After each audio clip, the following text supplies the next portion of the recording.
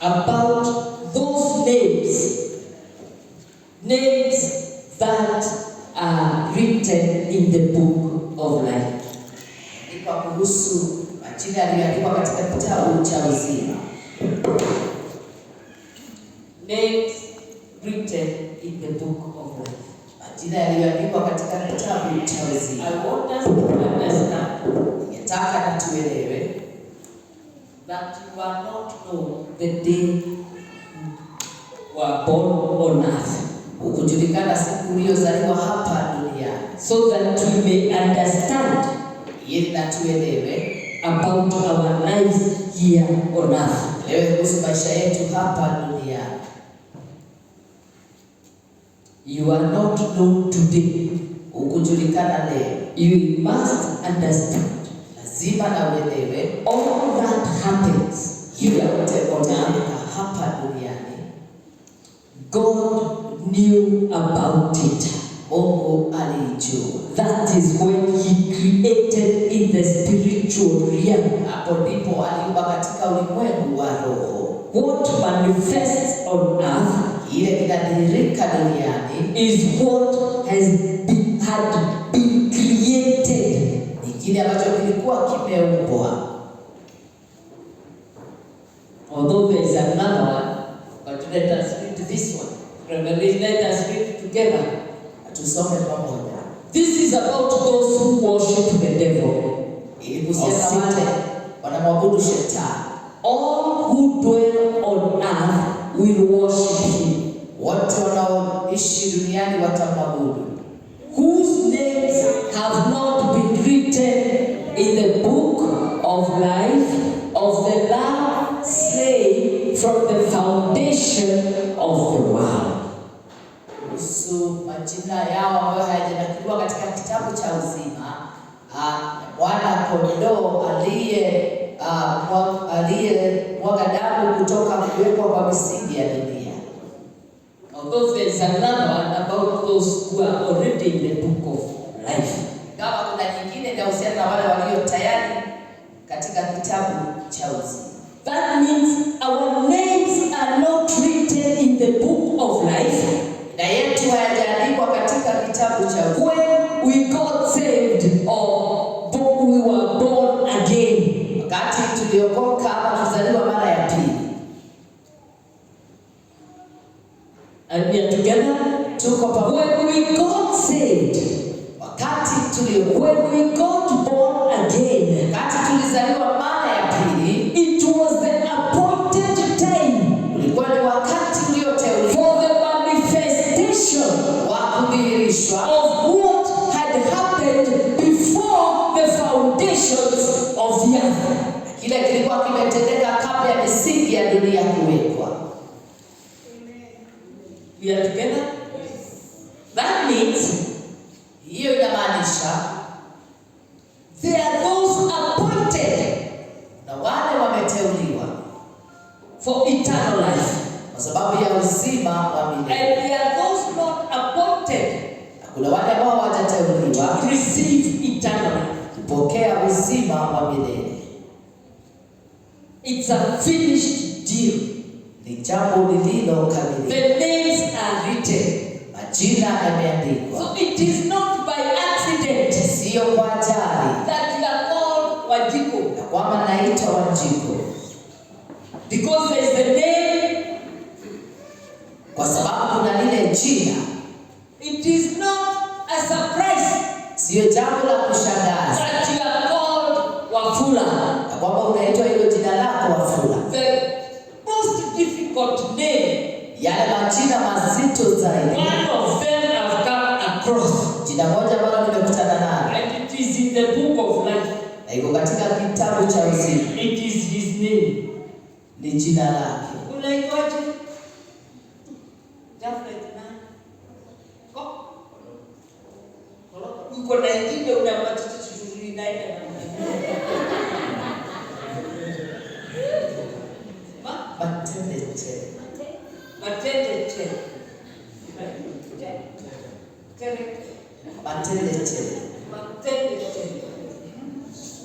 But God lakini Mungu knew that name. Analijua hilo jina matendete. And wrote it down. Na akaliandika. Who else has got difficult names? You know, some of these names are totally out of this world. Majina mengine ni magumu, sio kama ya dunia hii. But they are there. Lakini yapo. Praise the name of the Lord. So I never try to call him anything else but Jaflet. Na sidhubutu kumuita hilo jina, namuita tu Jaflet. Because I'll get lost along the way. Kwa sababu kule njiani nitapotea na jina hilo. But I don't mind Wafula when I refer. Lakini Wafula ni rahisi. Praise the name of the Lord. So once we know that, Basi tunajua. as there we are people, but there shall be no, let's read together, but there shall be no means enter it anything that defiles or causes an abomination or a lie, but only those who are written in the Lamb's book of life. Na ndani yake hakitaingia kamwe chochote kilicho kinyonge, wala yeye afanyaye machukizo na uongo, bali wale walioandikwa katika kitabu cha uzima cha mwana kondoo. We are together? Nothing apart. We can argue on the number 666. We can argue about that. We can argue about anything. But the truth is, only those names that are written in the book of life that will enter. Ni wale tu majina yao yameandikwa katika kitabu cha uzima, hao peke yao ndio watakaoingia. And therefore he says, basi akasema, at the appointed time, wakati ulioteuliwa, because he has already put the timelines, then you remember the timelines are in place. Yakati ziko sababa. It's not how much we pray, Sio unaomba kiasi gani, but how much we keep the appointment. lakini ni jinsi tunavyoweka ile miadi. At the appointed time I had you. Wakati ulioteuliwa nikakusikia. At the appointed time I saved you. That's what God. Wakati ulioteuliwa nikakuokoa. See, remember my brother Joseph. It is not him who decided. Yetu Yesu sio yeye aliyeamua. His decision Ule uamuzi was to throw himself to the down and die. uamuzi wake alikuwa jimtupe kwenye demu na aku. That was his decision. Huo ulikuwa ni uamuzi. But God had another decision. Lakini Mungu alikuwa na mpango mwingine. That it was the appointed time Kwamba ni wakati ulioteuliwa for him to receive salvation. aweze kupokea wokovu. Because his name Maana jina lake was in the book of life iko katika kitabu cha uzima of the Lamb. ya mwana kondoo. The Lamb was slain before the foundations of the earth. Yule mwana kondoo alijua kabla ya misingi ya dunia kuwa. He's coming to die on the cross. Anakuja kufa, akaja kufa msalabani. Was a manifestation Ilikuwa ni kama dhihirisho of what had happened in the spiritual realm. ya kile kilichokuwa kimetokea katika ulimwengu wa roho. He had already been slain Tayari alikuwa amekufa and resurrected. na akawa amefufuka. That's also in Revelation chapter 12. Yuko katika Ufunuo 12. But now, Lakini sasa at the appointed time, kwa wakati ulioteuliwa, God sent his son Mungu akamtuma mwana on wake earth hapa duniani to die in our midst. aje akufe kwa sababu yetu. Right? Therefore, I'm still laying a foundation. Bado naweka msingi. Mahubiri haijaanza. We have not started preaching. We are laying a foundation. Tunaweka msingi. If we look at Ephesians, Tukiangalia Waefeso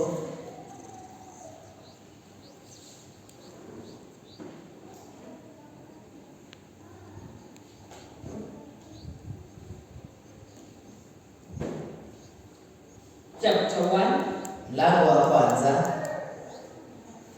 from verse 4. toka mstari wa 4.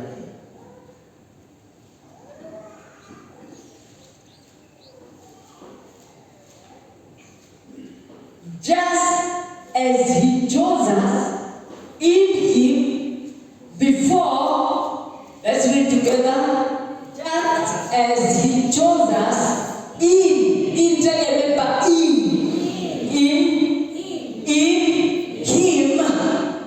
when for the foundation of the world, that we should be holy and without blame before him in love. Na kama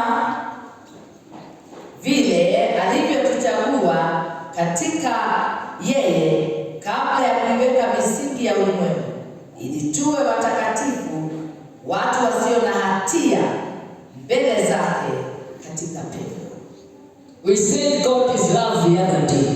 Nasema Mungu ni upendo siku nyingine. Because we have been transformed into his image and likeness. Maana tunabadilishwa katika maumbile yake. So it is not us who chose him.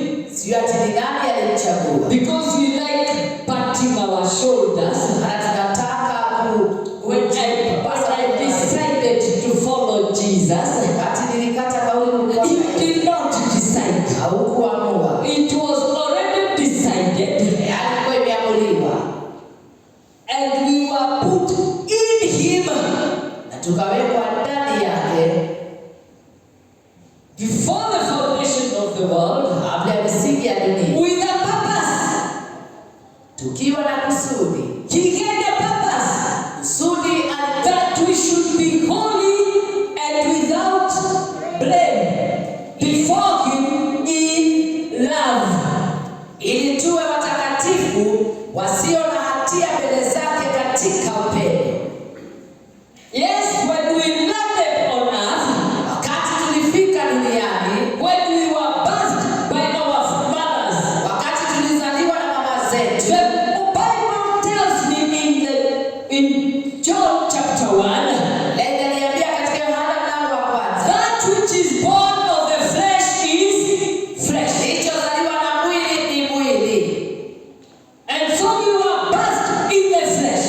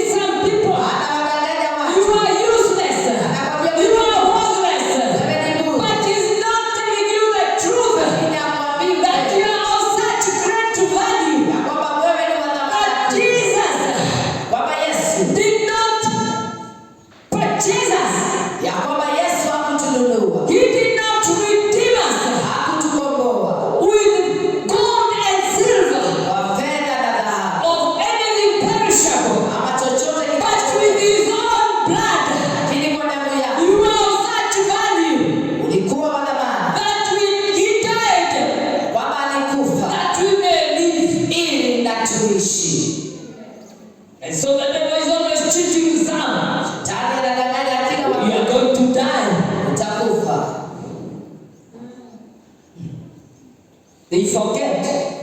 1 Corinthians 15, end of it. 5 hapa mwisho. It says, Nasema the power of death nguvu za mauti is a sting of sin.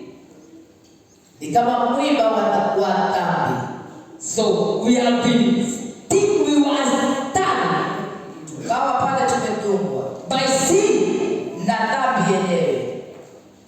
But when Christ came Lakini wakati Kristo and forgave us na and kutusamehe died in the flesh, na akafa katika mwili, the sting was removed. na basi mwiba So we say, death, basi tunasema death, where is your victory? wewe kifo, ushindi wako uko wapi?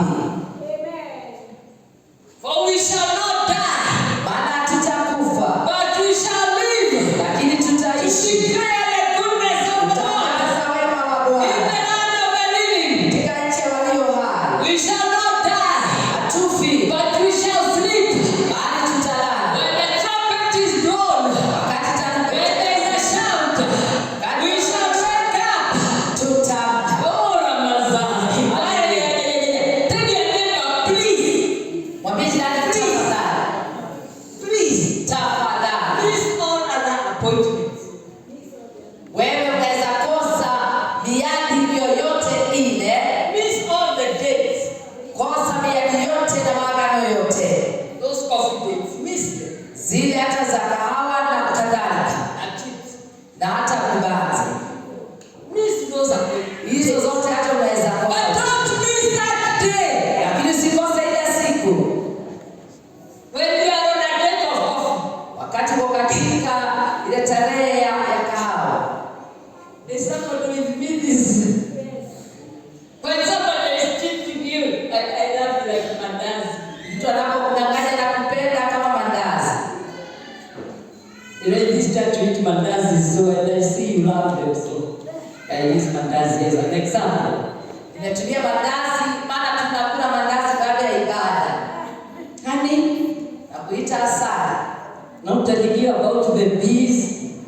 Bila kukuambia kwamba kuna nyuki Honey, na kuita asali yako. I love you. Napenda wewe sana. And they are so busy concentrating. They are so busy concentrating Na wewe unafuatilia sana. that you don't hear the trumpet. Yaani utasikiliza mambo ya asali mpaka usahau tarumbeta. Tell your neighbor, miss anything but not that one. Kosa kila kitu la msingi, usikose siku ya tarumbeta. Praise the name of the Lord. Amen. Miss the appointment for the job, but don't miss that. Kosa hata miadi ya kazi, lakini siku ya tarumbeta usije ukakosa. Praise the name of the Lord. Amen. So now that we are created in Christ Jesus, Na hivi sasa tumeumbwa katika Kristo Yesu. I shall not die, Sifi but live and Taishi. declare the works of of the Lord, na kutangaza kazi za Bwana. That's David, Huyo ni Daudi. the psalmist. Daudi mwandishi wa Zaburi. And he is not dead. Na yeye hajakufa. You see, we are still reading Psalms. Si bado tunasoma Zaburi. God will keep you alive. Nini cha kuweka hai? So we read of Abraham. Tunasoma Is he dead?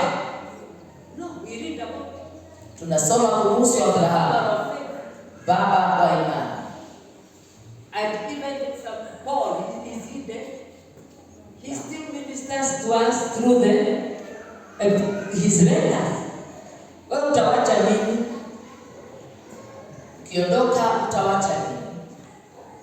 Because unless you give a testimony, Isipokuwa uache ushuhuda. don't wait for people to put a memorial Ngoje watu waweke on the tomb. Wanasemaje? Wanaandikaje? Mudharama. What do they write on that thing? Yeah. Your loving memory of so and so, born sunrise. sunrise, and then sunset, sunlight died.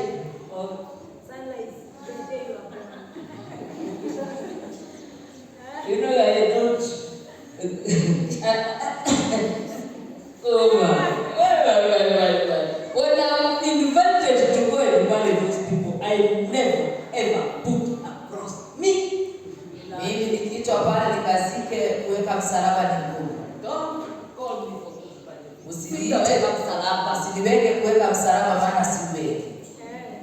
Kama huku beba yako ukiwa hai, sitakuta kukuwekelea kwa maiti. Nikataa kubeba msalaba wako ukiwa hai ili ambao usiwekelee. Mimi nahubiria wale walio hai. Ninasema kutoka hapo naambia sasa nimewaachia wale wanataka kuweka msalaba wa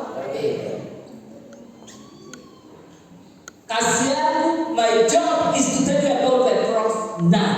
Kazi yangu ni kukuambia kuhusu msalaba unapokuwa hai. And don't think I'll come there and say alikuwa mtu mzuri sana na ndio watu hii hapa. No. Mimi sitasema ulikuwa mtu mzuri na wewe ulikuwa unatusumbua kwa kutuibia.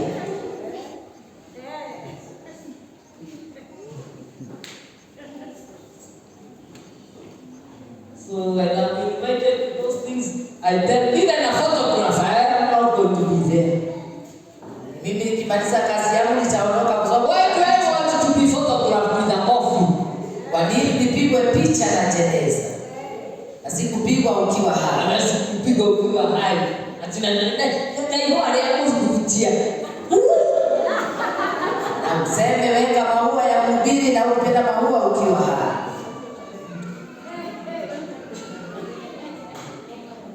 Usikupatia maua ukiwa hai, kwa nini sasa niletee maiti? Waste of money.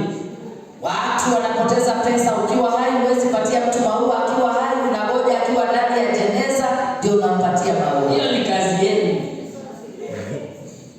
Mimi ninasema kama mnaniita kwa mazishi, when you call me for a funeral, ukiniita nizikane, I tell you get the body, mseme vile mnataka kusema, mpige picha zile mnataka, mimi nakuja kuhubiri.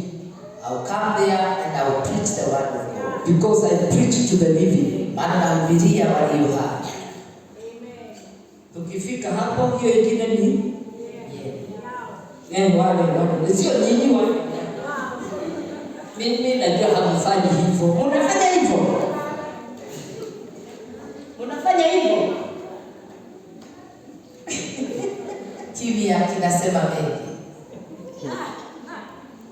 Halo, unafanya hivyo nini? Sisi hao wengine. Wale ndio. Kuna hiyo tabia. Waambie wa watu nyinyi hamfanyi.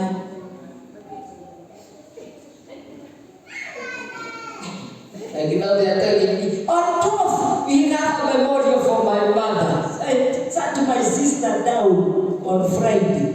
Nikamwambia I have nothing to do with dead. Niambia tarehe 12 kuna kumbukumbu za wafu. Nikwambia sina lolote la kuhusiana na mfu ya mama yangu. Yaani kumbukumbu ya kifo cha mama. So mimi sitakuja misa ya asubuhi.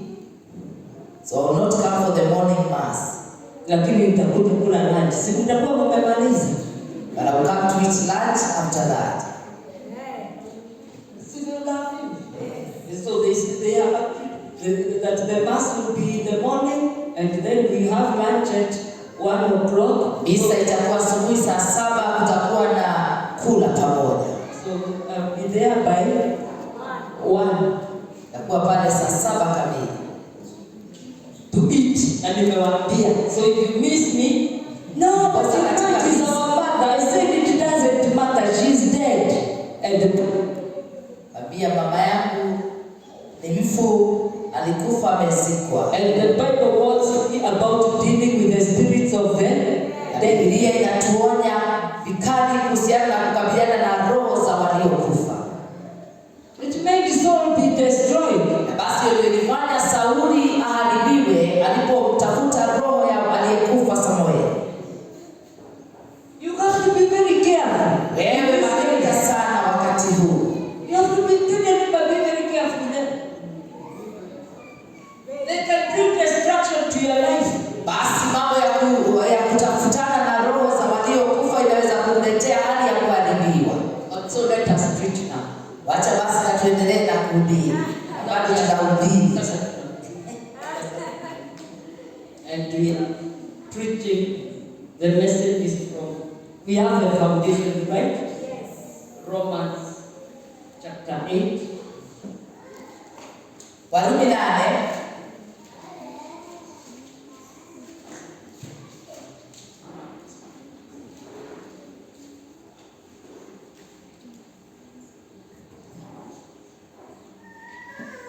From verse 28. Mstari wa 28.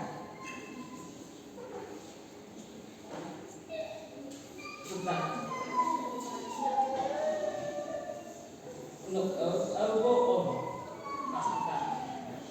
But let's first read from 28 to 30 before we go to 31.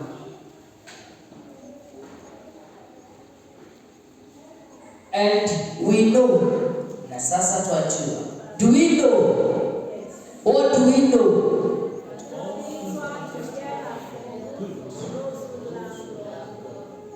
Who are called according to his purpose.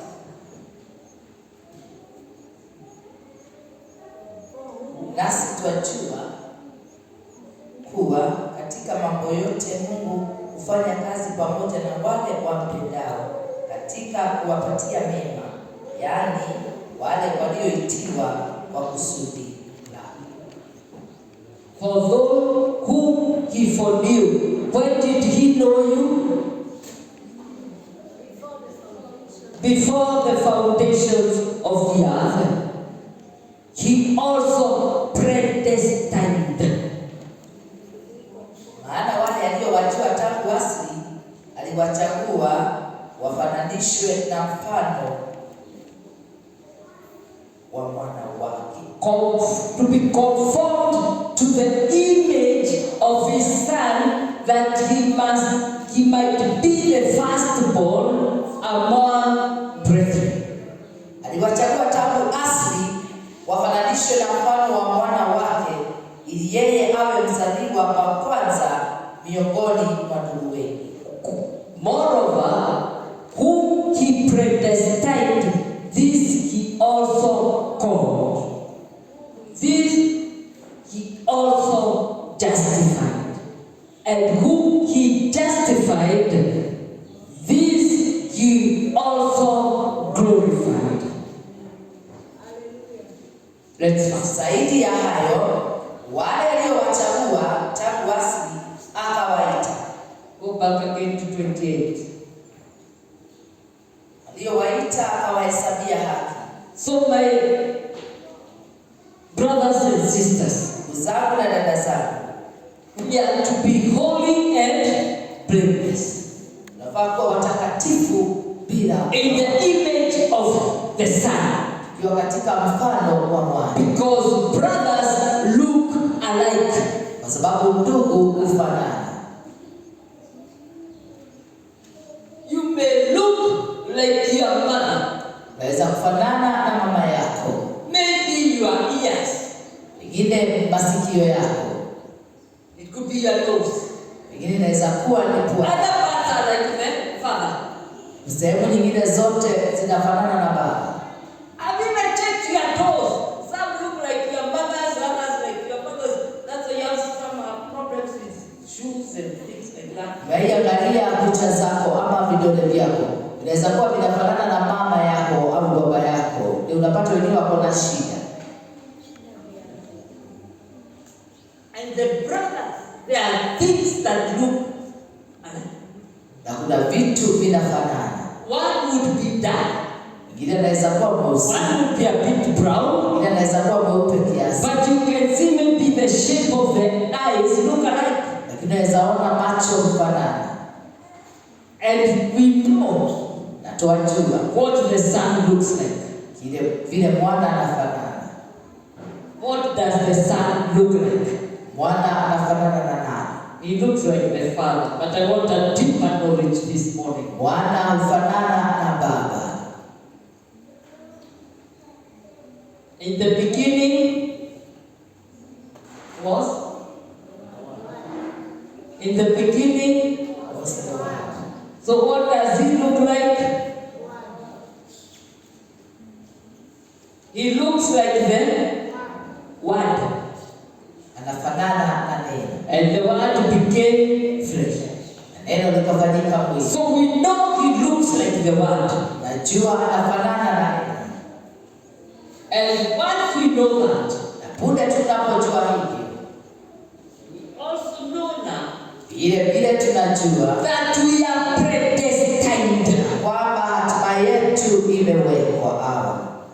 Where you are born, your parents, whatever you think of them, whatever you think of your village, you are predestined. Hali ulilelewa, ulizaliwa na wazazi wako, ni jambo lilikuwa limepangwa tangu awali. Even where we are now, hata mahali uliko sasa, regardless of what is going on, hata yale yanaendelea, it is predestined. Ilikuwa imepangwa.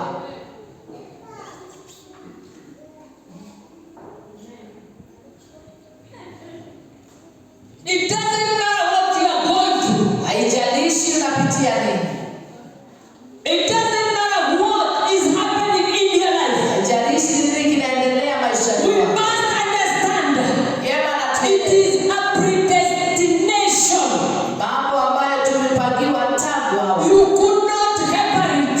Na ungeweza I kutoroka. could not run away from it Singetorokea because I cannot run away from God. hata siwezi kumtorokea. The Bible tells me, Liye ndani ya even if I make myself in hell, hata nikiweka tena even there he's there. hata kule yuko.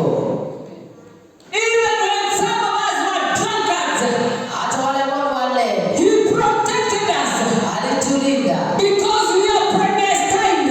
Maana hatima yetu imewekwa. Our names were in the book of life. Jina yetu ilikuwa katika We kitabu. faced death many times, Tulikabiliana na but we mauti, did not die lakini hatu because we were predestined. maana hatima yetu ilikuwa The imewekwa. number of our days are counted. Na basi siku zetu zimehesabika. God knows how long we will stay on earth. Mungu anajua tutakaa duniani. We all have an appointment with death. Na tuko na miadi na For man is appointed to die once. maana imeteuliwa mwanadamu afe mara moja. That is an appointment you cannot run away Hiyo from. ni miadi huwezi ukatorokea. Praise the name of the Lord. You cannot run away from. Huwezi ukatoroka. It is in us, in the flesh. The flesh must die. Mwili lazima ufe. But the spirit lives on. For those who are born again. Roho huishi milele na milele kwa waliookoka. So, all things now, Mambo yote sasa, whatever is happening to you, chote kinatendeka, whatever is happening to us, chote kinatendeka, is working to the good.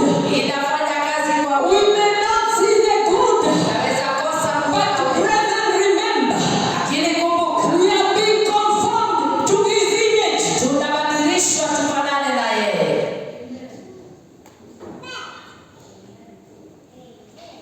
Now, because when we came here on earth, Maana tulipofika hapa duniani, we entered a world of darkness. tukaingia ulimwengu wa giza. We started doing dark things. Tukaanza kufanya mambo ya giza. We started doing things of the devil. Tukafanya mambo ya kishetani. And when Jesus saved us, Wakati Yesu he alituokoa, put us back to the land of our destiny. tuelekeza katika njia ya hatima yetu. It is not that he changes our destiny. Ndiyo ya kwamba anabadilisha. Anabadilisha destiny. No, it doesn't. Habadilishi hatima. It is already written. Tayari imeandikwa. The end. We shall be glorified with Christ. Mwisho wako wa kutukuzwa pamoja na Kristo umeandikwa. So it is not changing of destiny. Ndiyo mambo na kubadilisha hatima. It is being taken back to destiny. Ni kurudishwa katika hatima. We went out of the destiny. Tukatoka kwenye hatima. ameitoa. And now, Na sasa good things are happening. mambo mazuri yanatendeka As we are restored back tunaporejeshwa to the destiny. katika hatima. Is somebody with me this morning? Praise the name of the Lord. Amen. And there, Na hivyo basi when we came on the earth with our flesh, tulipofika hapa duniani na miili yetu, some of us, wengine wetu of course, all of us, sisi lost the image of the Son of God. tukapoteza maumbile na kufanana na Bwana wa Mungu. Some became thieves, Wengine wakawa wezi, some became adulterers, wengine wakawa wazinzi, others became fornicators, wengine wakawa sherati, others became murderers, wengine wakawa wauaji, others became gossipers, wengine wakawa wadaku, backbiters. Backbiters wanauma mkono. wadaku. Nikisema wengine atakuwa kwenye kuuma mgongo. I just love myself. You know that. So others became angry guys. Wengine wakawa watu wenye hasira, Others kept on losing their temper. wengine wakapoteza ile hali yao ya kujishikilia. Others became people who just burst out in wrath. Watu wengine wakawa wakukasirika kwa haraka. Others became, what do you call that? Stone-faced.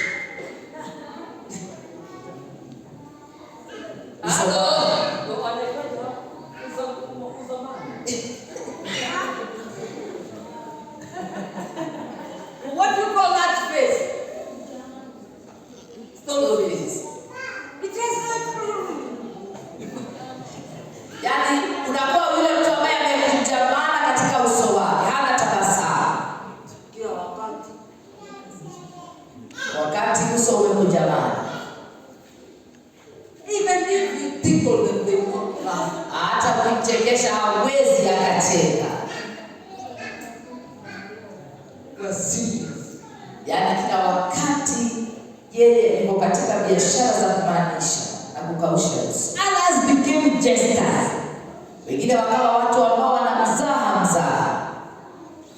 Others became drama queens. Wengine wakakuwa watu ambao ni watu wa sarakasi. Drama kings and queens. Yaani wakawa wale malkia na wafalme ambao wamejawa na sarakasi. Others became slave queens. Wengine wakawa wale malkia wa kuangusha wengine. And the others became the slave. Na wengine wakawa ni wa kuangushwa. Ni kama karatasi, you know, they go in the wind. Yaani wanabebwa kila mahali. Praise the name of the Lord. Amen. And therefore, Na hivyo basi, after we are saved, ndipo sasa God has to do a work Mungu lazima to restore us to kuturejesha holiness, katika to utakatifu, being blameless. kuwa watu wasio na hatia. So all things are working to the good to bring us back to our destiny. Mambo yote yanafanya kazi kwa wema kuturejesha katika hatima yetu. How does He do that good? Anafanya hivyo vipi? We are supposed to be loved. Tunafaa kuwa tumependwa, People who love. watu wa kupenda. And I'm telling you, brethren, Na waambieni wapendwa, God will bring people Mungu atakuletea watu who will backbite about you, ambao who will watakusaidia, talk ill about you, who will gossip about you, watakaokusaidia, who will call you on your money, who people who are just like that. watu ambao wako It hivi. is you. Ni wewe. Say it is me. Sema ni mimi. Being restored Mimi to ninayerejeshwa stop hating people. ili niache kuwachukia Whatever they are, chote whatever they have said vile about me, walivyonisema, whatever they gossip about me, whatever they think about me, my work is to love them. My work is to love them. And so, hatred is being dealt with. Hatred. ile chuki inakabiliana nayo. How is it removed?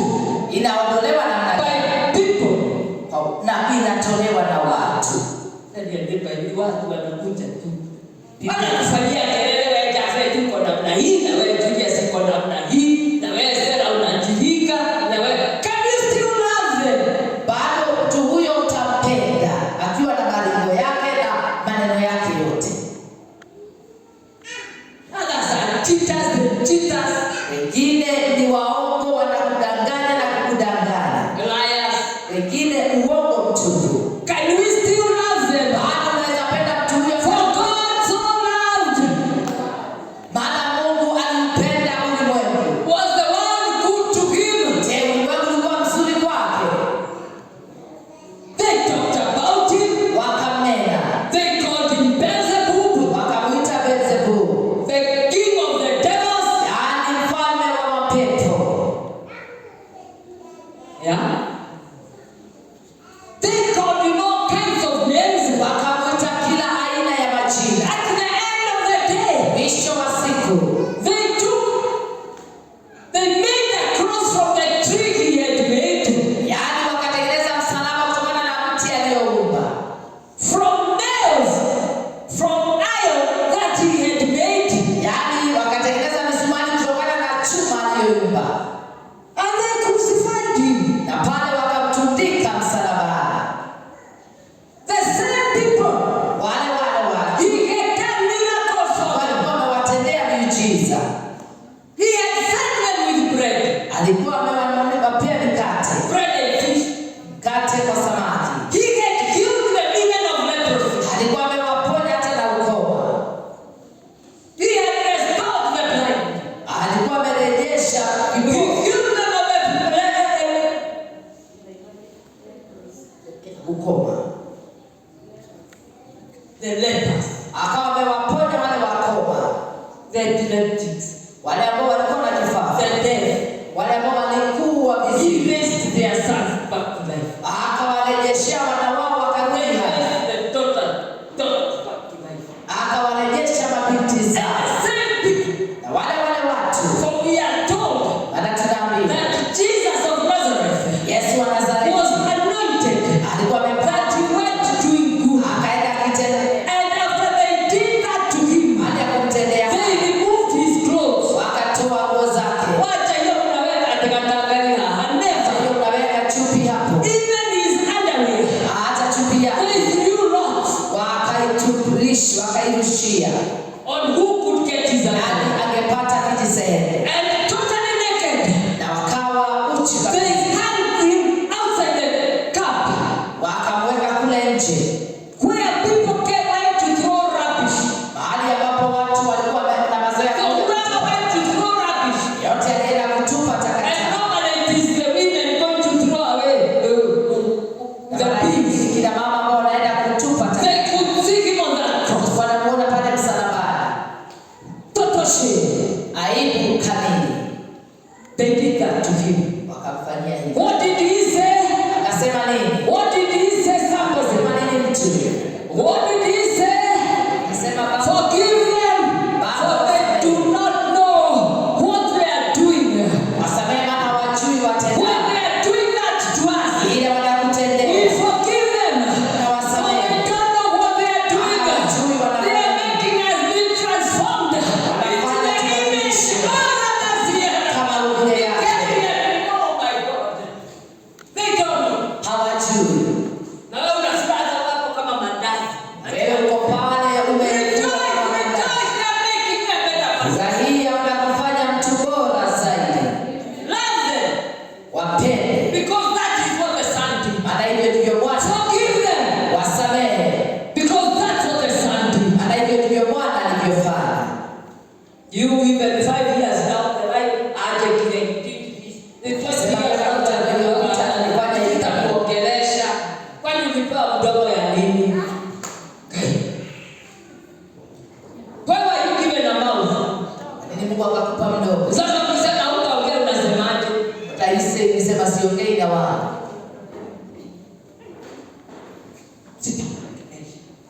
Simwongeleshe.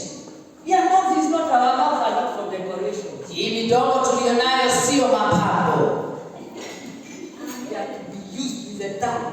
Basi tumia kinywa chako na ulimi wako ifaa. Go to that person. Enda kwa mtu huyo. I forgive you. Na kusamehe. I thank you very much. Nashukuru sana. Because I still love you. Maana bado By the mercy and grace of God. Neema ya Mungu.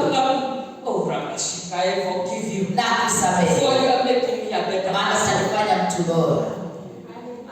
Yeah. Let me tell you how big good. Sasa injili imeanza kuwa nguvu. Hello. Imeanza kuwa. But Jesus said the simplicity of them. What did Jesus say? The gospel is simple. What is so difficult? Ni nini iliyo ngumu sana? To that person. Wendea aliyekukosea na kutatua na mtu huyo. Na waombea tu na waombea. It is not between God and that person. It is between you and him. Sio mambo na Mungu pale, ni kati ya wewe na mtu huyo, si Mungu. And God will not come between you. Hatakuja kati yenu. Then your neighbor, stop dreaming. Mungu ataingilia kati. He won't. He has said. Amesema. When you have something against the brother, Ukiwa na jambo, go to that person. ndiye mtu huyo. He doesn't say call me. Asemi niite. He doesn't need you. He doesn't say call me. Show me where he says call me when you have an issue with your brother. Ukiwa na jambo na ndugu yako, anasema kweli umuite. Show me in the Bible school. Onyesha kama He umesema says go to them. brother. Anasema mwende ndugu huyo. In fact, he says, Hakika anasema even before you take that, you go Holy Communion. hata kabla ya kushiriki katika meza ya Bwana, Or to give your tithe and your food. hata kabla ya kuja kutoa saka na fungu zako. And that is why I'm not very good in asking for money. Na ndiposa mimi sio mzuri sana kuitisha pesa. Because he says, Ana nasema when you are bringing something to me, napo niletea kitu, when you are bringing it, napo niletea, and there remember, na pale ukumbuke you have an issue with your brother, kuna jambo na ndugu yako, leave it there. iache pale. Go fight with that person. Enda utafute Sort mtu, it out with that person. And then come and give your kisha ulete sadaka yako. How many people are giving Watu wangapi when they have issues with others? kapu mioyo yao imejaa mambo na watu wengine? You are wasting your time. Unapoteza muda. It cannot be accepted. Hiyo sadaka Because he haikubaliwi. says it cannot. Maana He anasema gave us the glory alitupa to utukufu serve one another. kupendana mmoja na mwingine. So how can we pretend Nawezaje ukajifanya that you are bringing the biggest envelope in church and you have an issue? You cannot. tunaleta bahasha kubwa hapa kanisani na uweze ukaongea na ndugu yako ama dada yako? How can you pretend Nawezaje kujifanya to love God mpenda Mungu? and hate your neighbor? Yaani unasema unampenda Mungu na umpendi jirani Yes, yako. that kumuona. Ndio tusile. Maringo ishindwe katika jina la Yesu. That is pride, and we rebuke it in Jesus' name. Hello. And you know, Unajua, when I think there's an issue between me and you, mimi nikiona kana kwamba kuna jambo kati yangu na wewe, because we are busy now, usa I'll call you when we sit down. mimi nitakuita na I'm tutaongea. not afraid of you. Mimi sikuogopi. I am afraid of going to hell. Mimi naogopa kwenda kwa shetani. No, it is not because well, as I always say, you are not worth my going to. Yaani mtu mwingine hastahili wewe uende kuzimu. So I'll forgive you. Basi I'll nitakusamehe. love you. Nitakupenda. I will try to sort this matter with you. Nitatatua jambo hili na wewe. Kama hutaki, then that is your problem. You don't want, that's your problem. And that's why you always see me smiling. Ndiposa utaniona na tabasamu. I'm quick to say sorry. Mimi ni mwepesi wa kusema naomba msamaha. Nikikuangalia kwa uso hivi ninaona umefura kama bandari. Basi umefura. Nakuuliza haraka,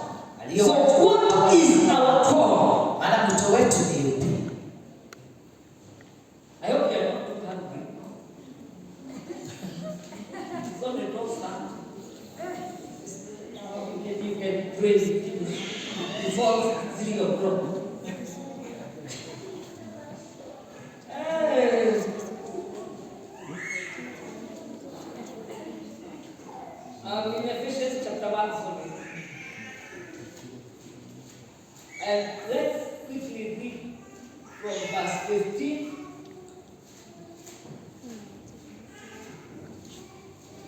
Although the main one is chapter 19, but let's read from 15 very, very quickly, and I'll get let me show it together. Therefore, I also, after I heard of your faith in the Lord Jesus, and your love for all the saints, do not cease to give thanks for you, making mention of you in my prayer, that the God of our Lord Jesus Christ, the Father of glory, may give to you the spirit of wisdom and revelation in the knowledge of Him. In the knowledge of Him. That's a whole lot of study. The eyes of your understanding, let's read this together. The eyes of your understanding being enlightened, that you may know what is the hope of His calling, what are the riches of the glory of His inheritance in the saints. Move on. And what is the greatness of His power towards us who believe, according to the working of His mighty power. Next one.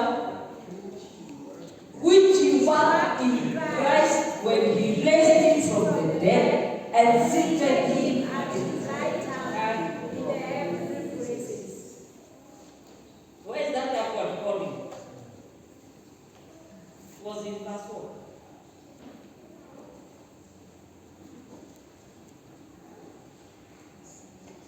Far above.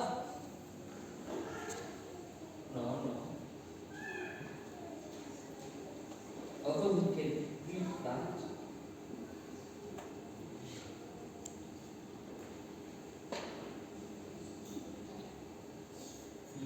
Which He worked in Christ when He raised Him from the dead and seated Him at His right hand in the heavenly places, far above all principality and power and might and dominion and every name that is named, not only in this age, but in that which is to come. Where is the upward calling? It could be anywhere to somewhere in life. I think it is Philippians. Yeah? Upward calling. Okay. Read on. Praise the name of the Lord. So this is a letter to the believers. I press toward the goal for the prize of the upward call of God. Nakaza mwendo lifikie mende ya thawabu ya mwito mkuu wa Mungu katika Kristo Yesu. Where are we going? Tunaenda Where are we called? Tumeitwa wapi? We are called upwards. Tumeitwa juu. We are called upwards, and which Ephesians tells us that we have understanding of this call, of this upward call. This upward call is to know what is the hope of His call. Wito wa mbinguni ni kujua tumaini la wito. And we read that in Romans, although we go back. Tukasikia hiyo katika Warumi, ingawa tutairejea. Hope of His call. The riches of His glory. What are the riches of the glory of His inheritance in the saints? Where is the inheritance of God? Urithi wa Mungu kwa wapi? What makes God rich? Nini nafanya Mungu atajirike?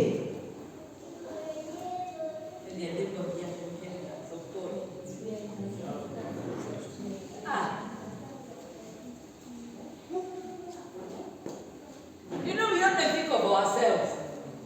I'm an inheritor of God. And we are inheritors of God. But what is His inheritance? What is His inheritance? Father Abraham had many sons. Abraham, and of them,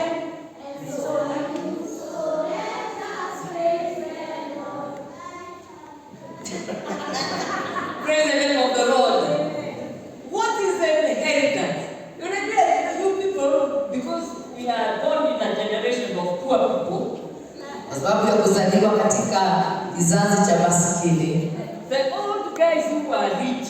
Watu ambao blessed is the man with many sons.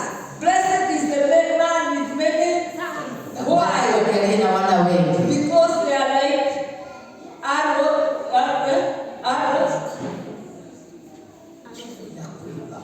arrows in the quiver. So when the enemy comes, he just takes one of the sons and, hey, saints, you are the arrows of God. Hii ndiye ishara ya Mungu. We are his inheritance. Sisi ni urithi wake. It is only now we want to do planning. Vile tu tunafaa kuwa na mpango. Otherwise, the more sons a man has, the more yaani jinsi mzee ako na vijana wengi ndio anajivunia zaidi. I'm talking to you people. Nanena nani? You see, you look at your salary. Unaangalia mshahara wako, You look at your income. unaangalia mapato, And then mama. alafu namwambia mama, watoto tunapata wawili peke yake ama mmoja.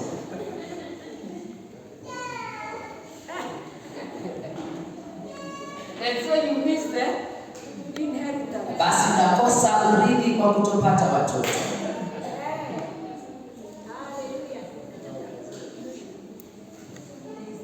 I'm very serious. And so the father Na basi baba is proud when he has many, anakuwa na furaha anapokuwa na wana wengi. because you see, Maana unaona some turn out to be the black sheep. wengine wanakuwa wale kondoo weusi. Imagine you have one son and then he just becomes a drunkard. Tafakari, kuna mwana mmoja tu alafu awe mlevi. You are looking at me like I'm going to take you the next time. Can you go and look for another son? Unaona kama nitakuangalia nikwambie enda utafute mwana mwingine. Praise the name of the Lord. I see others have sons. Wengine wako na wana. But God, Lakini Mungu to the Father, kwa baba, we are his inheritance. sisi ni urithi wake. We are his arrows. Sisi ni mishale yake. He will not come here Hata kuja hapa on earth hapa duniani to deal with the devil. kukabiliana na shetani. He will use you Atakutumia wewe and me. na mimi, Just like he used his son, kama alivyotumia mwana wake Jesus Christ. Yesu Kristo. He is the firstborn. Yeye ndiye mzaliwa And we follow after what he did. na atafuatilia alichokifanya. And that's why he gave us part of our job. Kosa alitupa sehemu ya kazi. Cast out demons. Heal the sick. Open blind eyes. Open deaf ears. And Wa maskini loosen the tongues. Go do all that. kufanya yote, Raise the dead. kufufua wafu, He had no problem. hakuwa na shida. This is something even the angels look and wonder how. Ni jambo hata malaika wanashangaa namna Jesus, gani. you are telling me even Cecilia will do this. And the way she's like laughing here. You know, he's just an accuser like some of us. Najua anakuwa mshtaki kama wengine wetu. No, the problem is, Shida ni since we are going up, kwa sababu tunaenda juu, the devil, shetani, the principalities, watawala wa giza releases little demons wanaachilia mapepo to keep us at ground zero. kutuweka pale chini sifuri. Are we together? Tuko pamoja. What do, in fact, we are saying, there is a verse that says, it is the little foxes that spoil the Fine. Why? Kwa nini wale? Because they eat the flowers. Wanakula maua. And when the flowers are eaten, wakati maua yameliwa, there can be no fruit. hapata kuwa na tunda. So these little demons, basi hawa mapepo keep us so busy wanatuweka katika shughuli, in gossip, katika in hating others. Tell your neighbor, stop dealing with little demons. Acha kukabiliana na mapepo wadogo wadogo. Ati alisema hata aliongeleshi. Muongeleshe. Wewe una mdomo labda yeye hana. Have a mouth, talk to that person, doesn't talk to you. Indeed, if I were you, kama ningalikuwa wewe, I would go and open them. I'm going to loosen them. Dark tongues. I say, speak in the name of Jesus. Naachilia ule ulimi uliofyatwa. I'll never speak to them. You are the one who will never get the fruit. You will not bear the fruit of love in your life with such a nature. Ukiwa ndani ya kama ile hakuna wakati tunda la pendo litazaliwa na kukomaa ndani yako. Somebody little demons, another is comes and says something to you. You are serving God, now you don't want to serve God because at Mama said. Ulikuwa pale unamtumikia Mungu, hutaki kumtumikia Mungu kwa sababu fulani alisema. Hiyo ni shauri yako. Hiyo sasa ni shauri yako. Because we did not come to serve. I did not come to serve you. Maana sikuja kukutumikia. I came to serve. Nilikuja kumtumikia. I came to serve. I came to serve the Father. This is my Father's house. Hii ni nyumba ya baba yangu. Nimekuja to tell me that I cannot. Kwa nini uniambie siwezi nikamtumikia Mungu wako? Who are you? Wewe ni nani? Praise the name of the Lord. Or what can make me? Ama ni nini naweza kukufanya? Even if you say huyo mama asikia hata anahubiriaje? I'm told to go and preach even to the stones. Nimeambiwa nihubirie hata na mawe. Because I must preach to every creature. Even kila kiumbe, hata wale sisimizi lazima niwahubirie. Kama utaki kusikiliza hiyo anti zitafanya nini? Endapo utaki kusikiliza hata wale sisimizi na watasikiliza. Zitasikiliza. They can't make noise outside. They cry like babies. I said, can you shut up? I want to sleep. Nasikia wale paka wanalia pale kama watoto na wanyamazisha, nataka kulala. Na nyamaza hivi na kuanisha pia nyamazeni, nataka kulala. Na wananyamaza kabisa. Because we have been given dominion over all creation. Maana tumepewa nguvu na mamlaka juu ya watawala wote na viumbe vyote. These are ants, they come crawling my house. You get out, even rat. Where, doctor? You are not supposed to be there. Wanapata wale wadudu wote wanaingia kwa nyumba, wanaambia tokeni, siwataki hapa. You should hear me talking to them. I'm not smart. Ungenisikia nikiwaongelesha, mimi sio mcha. Ni vile tu natendesha kazi mamlaka yangu. Praise the name of the Lord. Bwana asifiwe. So it is upward. Ni juu. But little demons keep on cycling us here. Making us depressed. Making us feel oppressed. Making us wanakuibia pesa. My brother says alipatia mama yake 400, mama akachukua. Sasa na yeye anaenda kujinyonga. You are still a young man. Kijana, wewe ni mchanga sana. Sema ulipeana pesa, sasa unataka kujinyonga. You are still a young man. Wewe ni mchanga. Money is not made overnight. Hello. Pesa hazitengenezwi kwa usiku mmoja. Tell your neighbor, money does not fall from heaven. Pesa hazianguki kutoka mbinguni. If it fell on your head, you die. Wewe unatukia leo utakufa. The kinetic energy is that coming from heaven. Zile nguvu za kutoka mbinguni He blesses the work of our hands. Ubariki kazi ya It doesn't matter if your salary today is zero.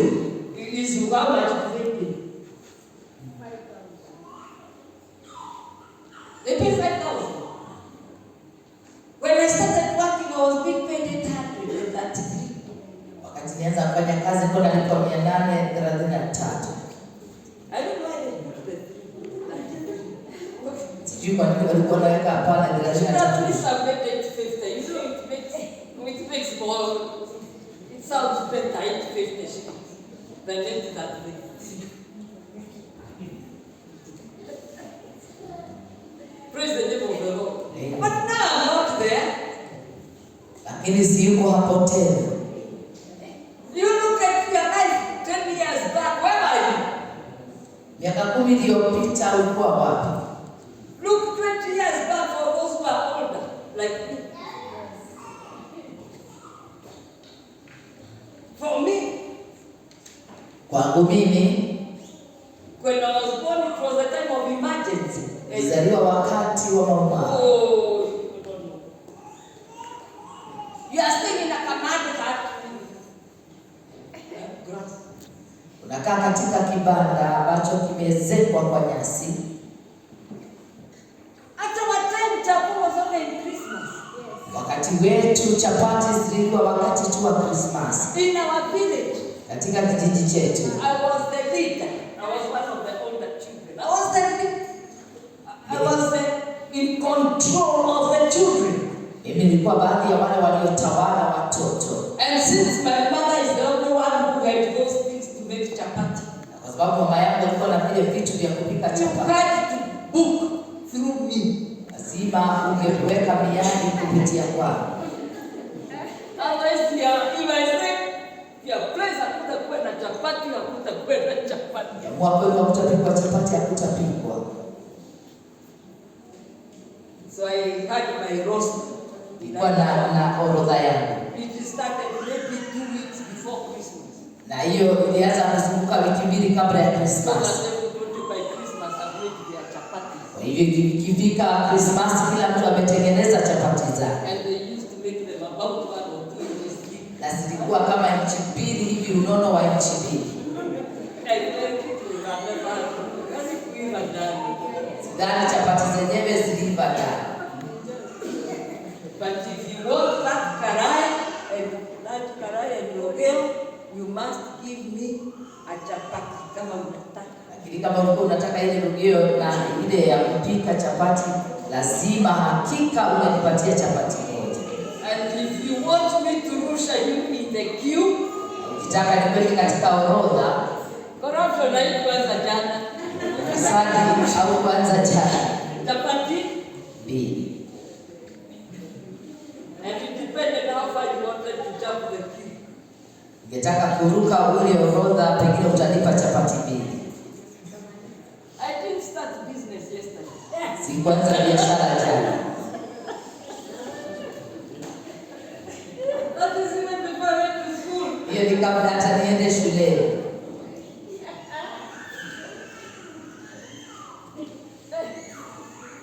So you could get those mamas queuing at our home. Tuende kwa Nishiko. I know, unaingia. Chapo ine. And the children in the village laugh. Watoto wa kijijini walinipenda. Because we never missed chapatis from 2 weeks before Christmas. Kwa sababu hatukukosa chapati kutoka wiki 2 tulielekea Christmas. Those who are my friends. Hao walikuwa marafiki sana. When they go to the shambas, the parents don't let the children alone. Kienda kule shambani kwa sababu watoto ndio wanabaki. Tunakula Chapati. I think that's I don't know. Pengine ndio sababu sizipendi zikula sana. Because I ate too many half cooked. Nilikula chapati nyingi hazijaiva vizuri. And being one of the elder children, tunakula chapati. We milk the cows. Tunakula chapati na pale tunakama ng'ombe. Maziwa. Na tunakunywa yale maziwa. We go getting the sugar cakes. Naenda pale tunakata miwa Sit down and eat sugar cakes. na tunakula miwa. We were well fed. Tulikula vizuri. Nobody closed their houses. Hakuna mtu aliyefunga nyumba zake. Because you don't kujua kama hizo siku mtarejea au la. So we go to this house. Naenda katika nyumba moja. Get nataha. Tunapata vile chakula. Yani tunapata vile chakula ambacho kimechomwa vizuri mkimo. Ingine unapata ndizi. By the time the parents come here, wakati wazazi wanarudi tayari mmeshiba. There was such love. Kulikuwa na upendo katika kijiji. Nobody made a noise about the other one. Hakuna mmoja aliyeleta fujo juu ya mwingine. In fact, hakika those who did not entertain strangers, wale ambao hawakuwakaribisha wageni, were chased out of the villages. Walifukuzwa vijijini. If I came to your house, you don't give me food, I report to the villagers. Get the chapter. Na basi nikija niseme nikuja kwako unipa chakula, unaripoti kwa majirani na pale unafurushwa. That's why you see some people from Murang'a in Nyeri wamefurushwa. Papata wa Kikuyu asili yao ilikuwa Murang'a na sisi wanaishi Nyeri. Because of big, sababu unapata wengine walifurushwa. These days, siku hizi, we don't care whether our neighbor has eaten or not. Jali kama jirani amekula ama hajala. We don't even know their names. Jali hata majina yao. But we are here. Lakini tuko hapa. I love you, God.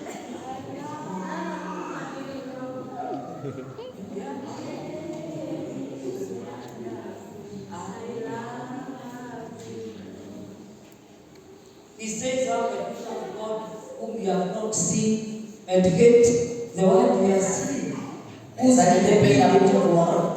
Bayo hujawahi muona, yule ambaye unamuona hivi upendi na ameumbwa katika maumbile ya Mungu.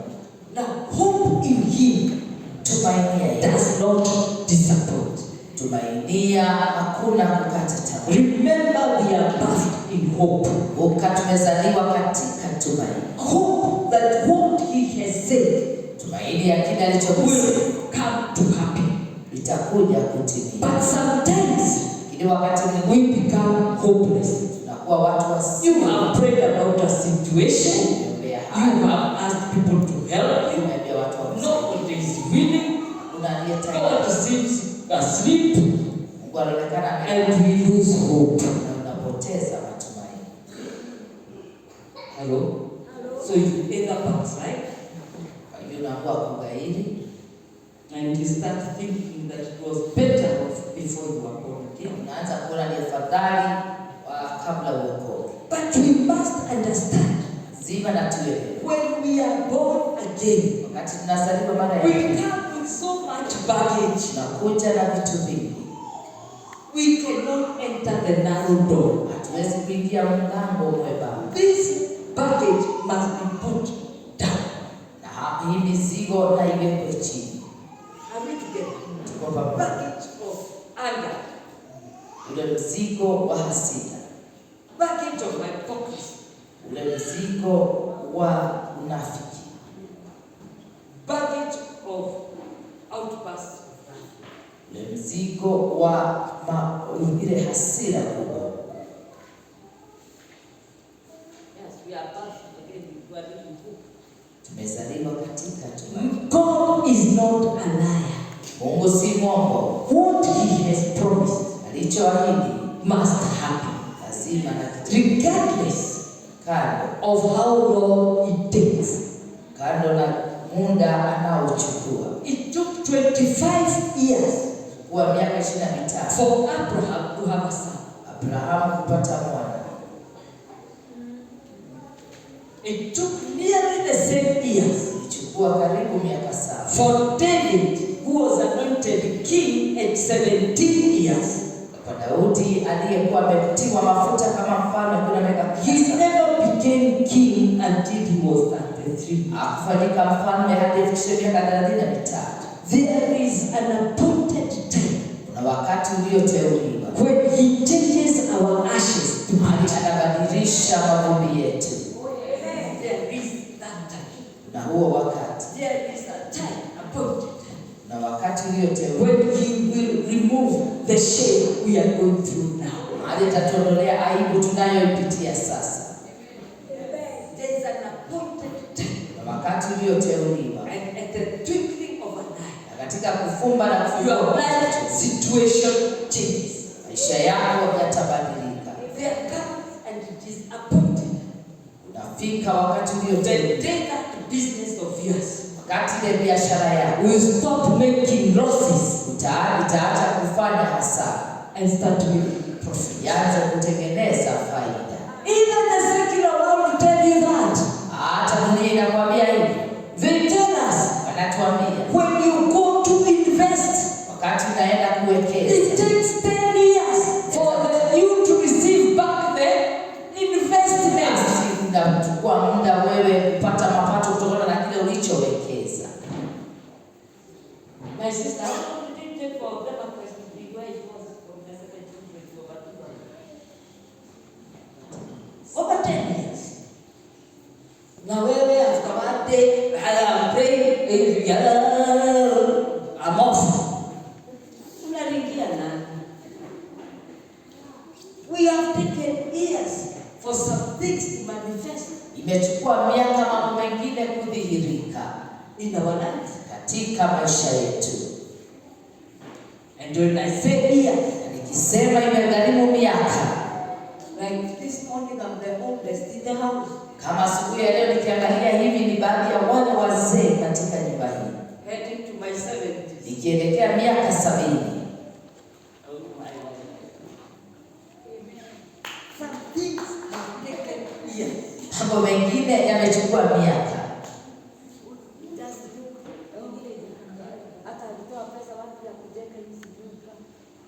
You don't know where I'm coming from Wewe hujui natoka wapi and where I'm going. na hujui naelekea Because wapi. most of the spirit, Maana wale ambao they are like the wind. wako kama upepo. That's what Jesus says. Hivyo ndivyo You know where they anavyosema. are coming from Hujui watoka wapi, and where they are going. hujui waenda wapi. But one thing I know, Lakini jambo moja najua, that we are going up to be glorified with Christ. kwamba tunaenda kutukuzwa pamoja na Kristo. Ecclesiastes says the end is better than the beginning.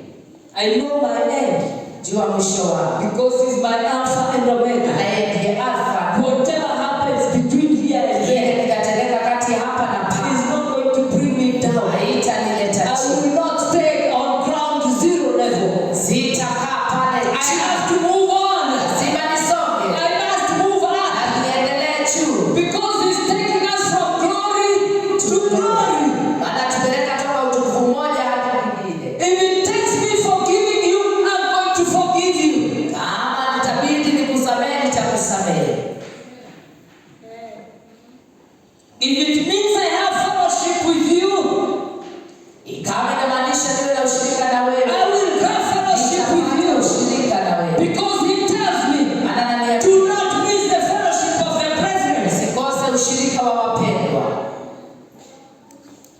Hata kama nyumba zinaanguka, shauri yazo waache ianguke, lakini kuko fellowship ule uko. Hata nyumba ianguke isianguke, ushirika na wewe. We must know the word of God. Tulijue neno la Mungu. We have been testified. Tumehesabiwa haki. And that is what he said. Hivyo ndivyo anavyosema. Those we called, it is Aliyewaita an upward call. We Wito. also justified. We aliwasifu. are the justified Tumehesabiwa of haki. whom he says, Biblia inasema and the justified shall live by faith. tutaishi kwa imani. And so I walk.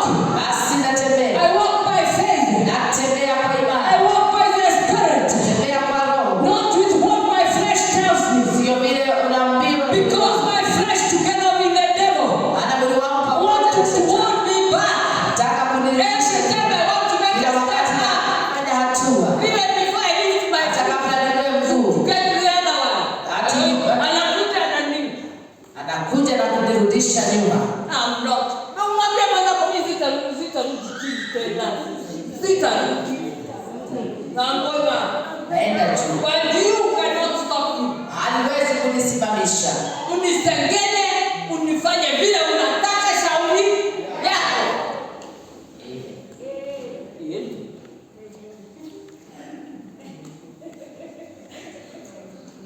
You know that.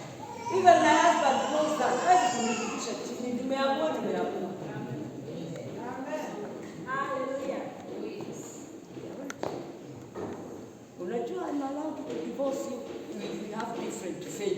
My faith is telling me this. Sijui yako inakwambiaje. Yako inaniambia hivi. I'm not perfect, but I'm pressing on. I'm pressing on. I'm pressing on. And when it's lots of pressing, it means some strength is needed. But he's the one who strengthens me. Lakini yeye ndiye anipeaye nguvu. Hello. It is not by my own strength. Sio kwa nguvu wala uweza wangu. It is not by power. Sio kwa nguvu. Or by might. Ama uweza. It is by the Spirit. Ni kwa kupitia Roho. And all those who are led of the Spirit, Wale watu as the sons of God, wana wa Mungu. only those ones Wale tu. are able to move up. Naweza panda chini. Because the flesh Maana mwili is dead weight. Dead weight. ni uzito uliokufa. Dead weight. Unajua dead weight ni nini? Wewe angalia kama mtu kadogo kakikufa yote. Jeneza. It is so heavy. Hata mtu ambaye alikuwa mwepesi, jeneza lake ni zito. And that thing is heavy. Dead weight. Mfu ni mzito.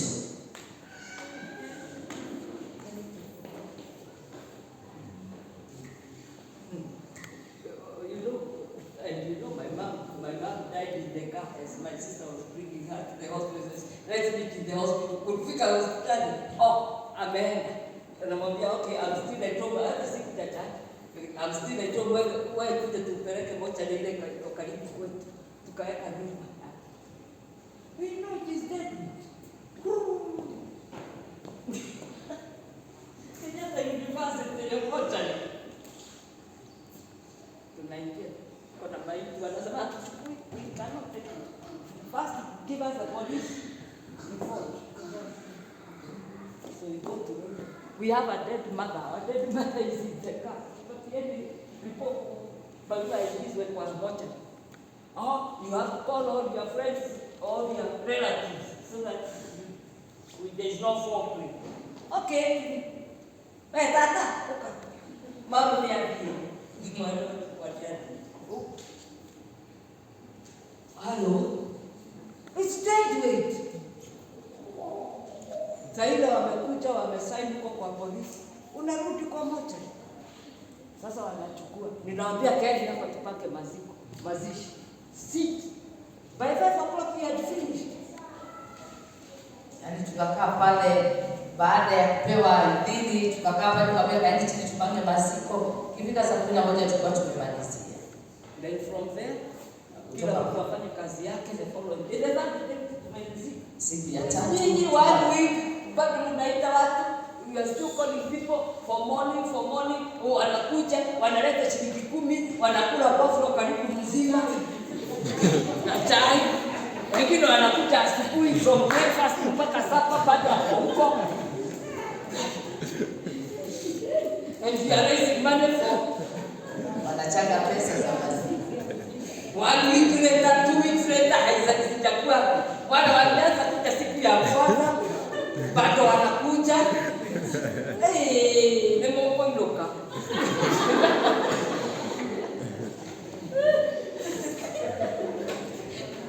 No problem kwa hiyo. Sasa mko hapo. Our call is we are told not to be entangled with the world. The world say, I had another. No, hatoke mumagalia wega. Hata tupoti nipatie hiyo kumagalia wega. Ameenda. Lazima tumsikilize vizuri. Ile nimebakiwa nayo ni mwili. Hata baba yangu alikufa. Naitwa hapa kwa hospital. Okay, mimi naenda namuona anatolewa kama bookshelf. Unajua? Kwa shelf.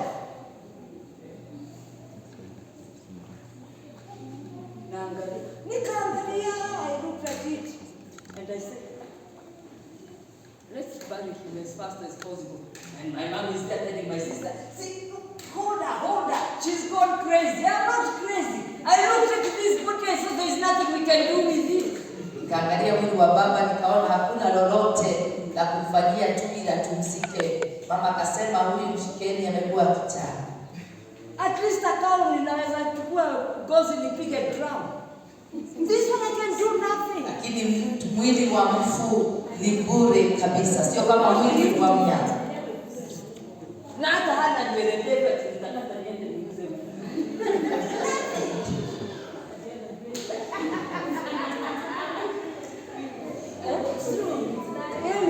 There's nothing you can do.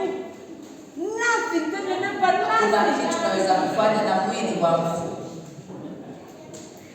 But parent, yani ule uzuri unaweza fanya na mwili wa mfu. And the fastest, na uzike haraka. So that your life goes on.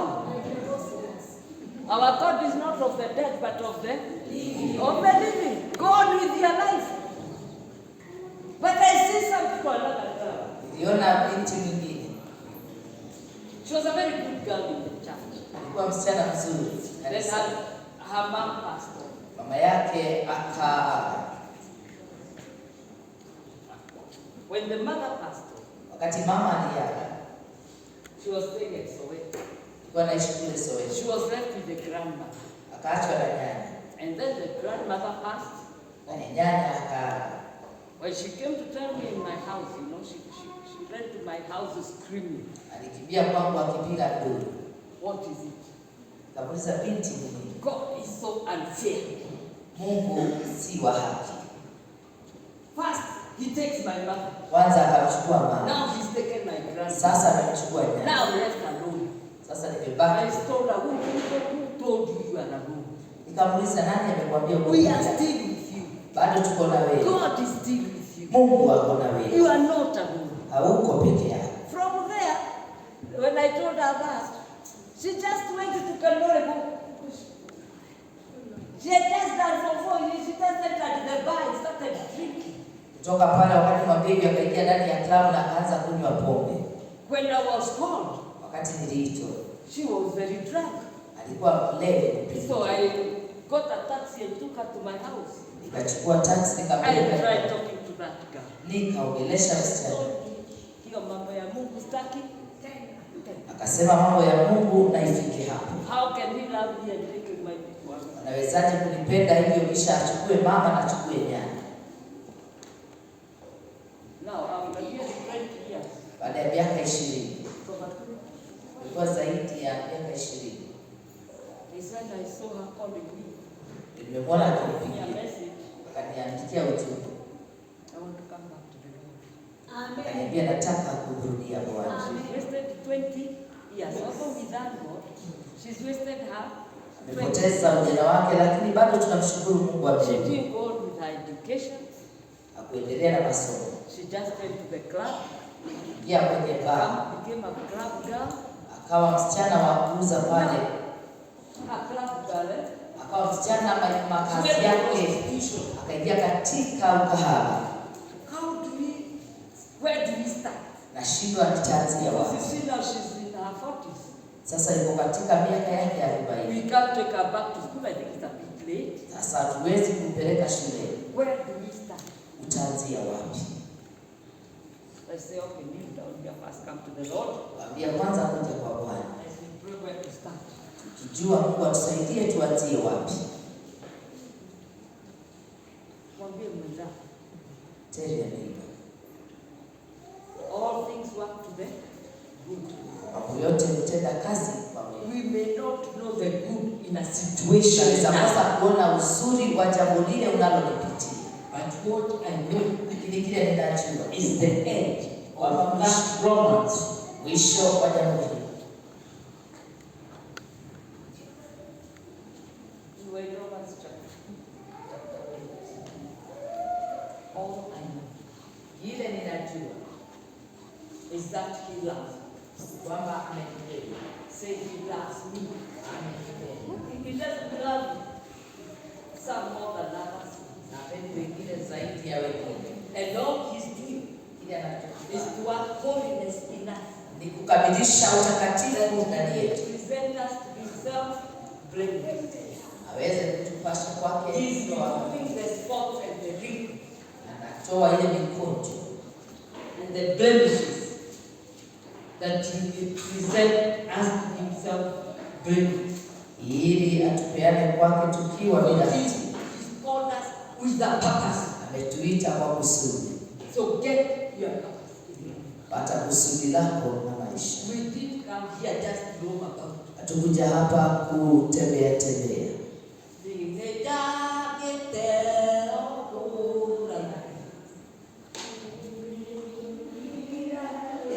Hatukuja hapa kutangatanga. Wameweza hatukuja hapa kutangatanga. Hatukuja hapa kutangatanga. We came for a purpose. Nikuja tukiwa na kusudi. We are called according to his purpose. Tumeitwa kulingana na kusudi. We are justified according to his purpose. Whatever is happening to us is to make us enter into that destiny.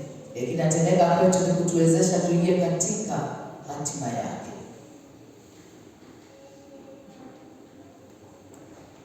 Because verse 30 says, moreover, whom he predestined, this he also called. Whom he called, this he also justified. And whom he justified,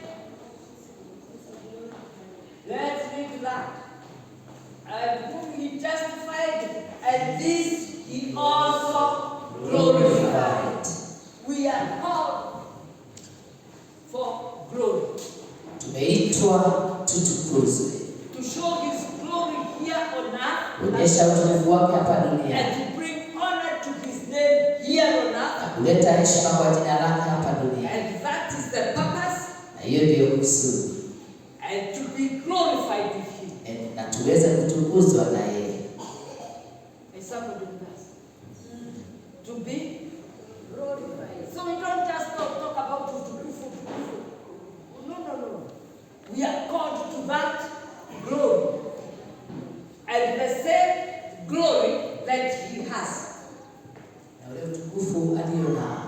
But we have the devil who wants to bring us down. Lakini kuna shetani anataka kutuleta chini. But we have the word of God which shows us how to move on upwards. Amen. And that is where we are told to have the truth as a belt. Ndiposa tunakuwa tuvae ukweli kama mshipi. Because there is nothing as shameful. Maana hakuna jambo la aibu. Like when you are going up. Kama wakati unaenda juu. And your trousers or your skirt falls down. Na ile sketi yako inaenda chini. Hello. Praise the Lord. Amen. Can you imagine? Unaenda juu alafu longi chini. Unaenda chini. Skirt chini. So we need that truth. And as we do according to his word. Tunapofanya kulingana na neno lake. We are being transformed from glory to glory. From glory to glory. Until that day when we shall be glorified. Hadi ile siku tutasema tumetukuzwa. Are we together? Tuko pamoja. So whatever is happening, chochote kinatendeka. Even that lack of money. Hata uko kukosa pesa. Because money has become very important to us. Hata pesa zimekuwa za maana kwetu. It is working for our good. Hata uko kukosa inatenda kazi kwa wema wako. I will not have the faith that I have in God. Singekuwa na imani nilionayo kwa If I did not go through what I went through. Masikupitia kile nilichopitia. And there is no one here this morning. Hakuna aliye hapa afternoon brother. Yaani adhuhuri ya leo. Who can tell me of their situation? Ambaye anaweza kuniambia kuhusu hali which I have not been there. Ambaye sijakuwa pale. I've had children without food in the house. Nilikuwa na watoto bila chakula. And I still ate. Na bado walikula.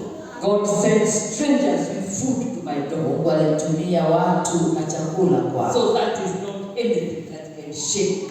Basi hilo sio jambo la kunitingiza. I have food without a basket. Yani unatafuta nyumba hata bila nauli. Umetafuta nyumba hata shilingi mbali. Naamua kuabiri utembee. And I have lived like that for years. Na nimeishi hivyo kwa muda. Lakini nashukuru Mungu. I had a house, it was not paying rent. Watu walienda wakapigana wanapigana kotini na mimi nikaaka kwa nyumba. Watu wanapigana kotini na mimi naishi katika ile nyumba siri.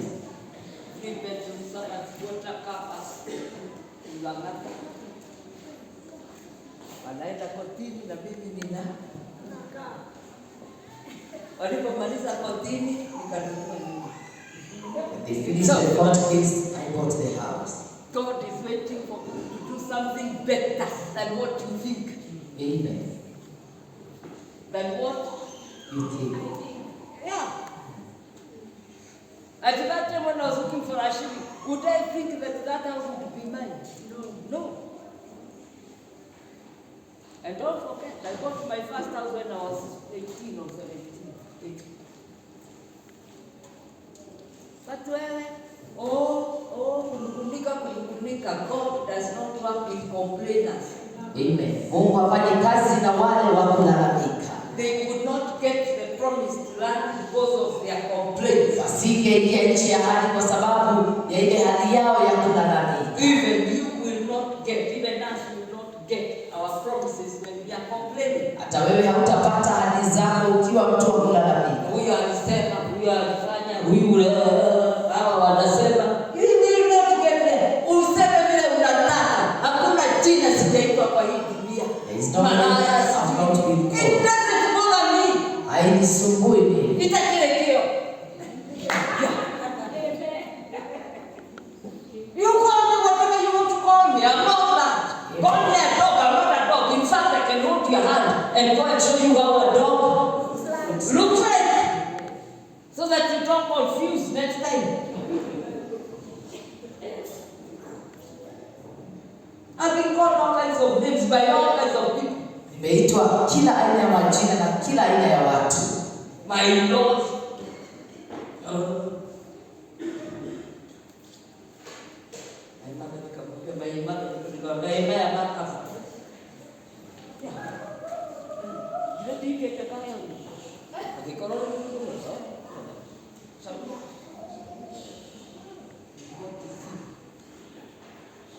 Praise the name of the Lord. We must be strong. Zima tuwe na nguvu. Otherwise wanatuzurusha hapa, tunazunguka hapa, tunazunguka hapa, tumekasirika, ati wameniita shauri yako. Sikae hapo unalialia umeitwa hivi umeitwa vile. Yes, shauri yako. Because I'm not what you are calling me. And even if I'm not perfect today, He's doing a work of perfection in me. Let the one who's working work. Unawewe unataka kuingilia nini? I'm the clay, He's the pot. Why do I want to go and tell the potter what to make of this clay? Kwa nini mwambie ile mfinyanzi tell the potter what atokachofanya na yale ule udongo? And when you get mad, I got mad in his hands. Wakati udongo unaharibikia mikononi mwake. He will not throw me away. Hata nitupa kando. Ananiweka kando. Puts me aside. At the appointed time. Kwa wakati ufaa. He takes me back. Ananichukua tena. Pours water on me. And continues in his pottery work. Na kuendelea na kazi yake ya ufinyanzi. Because we are being made into vessels of honor. Maana tunaundwa tuwe vyombo vya heshima. Wengine tukupeka heshima ni ngumu sana. Wewe ukijiangalia unaona kama unaweza pewa heshima. Some of us have very low self-esteem. Wengine ile hali ya kujiamini iko chini sana. Unafanyike chombo cha heshima ni kazi. Hello? Don't you think so? Yes. For people to honor you, to respect you. Oh, it will take time. But God is still, He has not given up on you. Mungu hajakata tamaa, yuko kazi. He is still working to make you a vessel of honor. Are you willing? Uko tayari? Or when you get mad, you give up? Ama wakati unaharibika pale unakata tamaa. Sasa ndio kazi sio yako. Sio. Unaenda kingine, why do you want to poke your nose in things that are not your business? In fact, the Bible says don't be a busybody. interfering in the others' business. Why don't you interfere with the business of God? Muulize, wewe unataka kuingilia kazi ya Mungu wake kwa vile ananifanya. Lakini for me, I will rejoice. Wangu nitafurahia. I'll have joy of the Lord. Niwe na furaha ya Bwana. Because he has not finished with me. Anajamaliza na mimi. Still pressing on. I don't know. Nasoma. Is somebody with me pressing on? I'm pressing on. You cannot get me out of this pulpit. Kuhubiri. For me, I'm a preacher. Na hauwezi kunitoa hata ukisema nikisema. I will continue preaching. Amen. If you are the priest, don't look down and don't go down to Jericho. You are still going up. Whether your voice is good or bad. My sister here says, hata aliitika haki. Mama Musa, Nama, can you keep quiet or you go that side? You don't have good voices.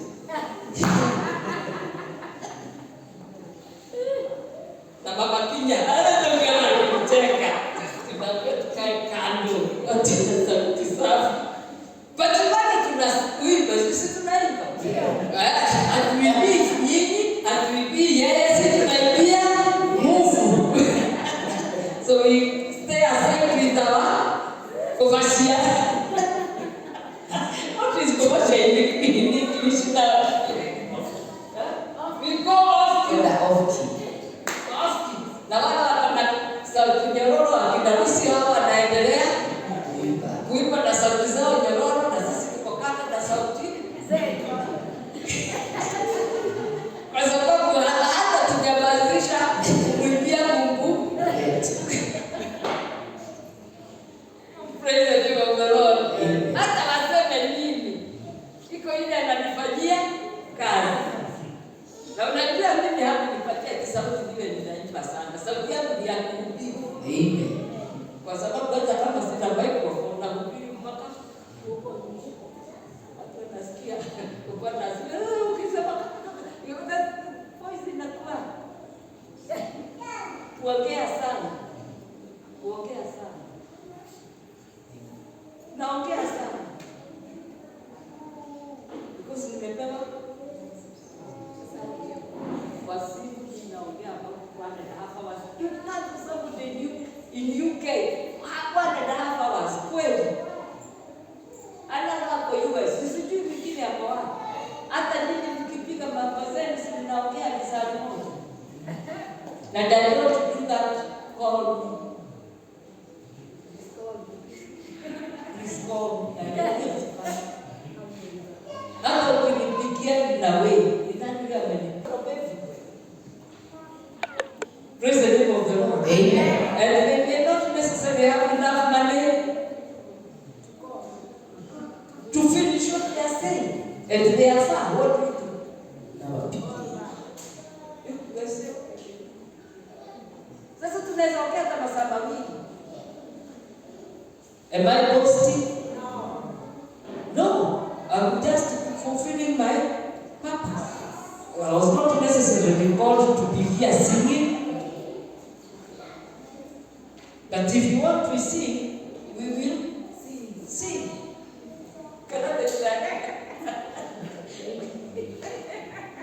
Praise the name of the Lord. If you want us to sing, we shall sing. If you want us to pray, we shall pray. Because we are called according to His purpose. And then the result is to be glorified. If whatever I have been doing, that is what I'll be doing. Depending on what the Holy Spirit is telling me to do. Praise the name of the Lord. Amen. Praise the name of the Lord. Amen. I love you.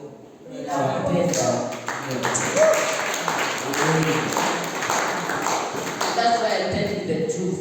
Amen. Like I cannot understand. Like I can see very handsome young men here.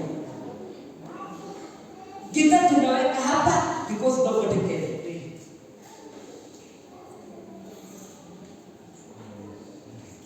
Saa ile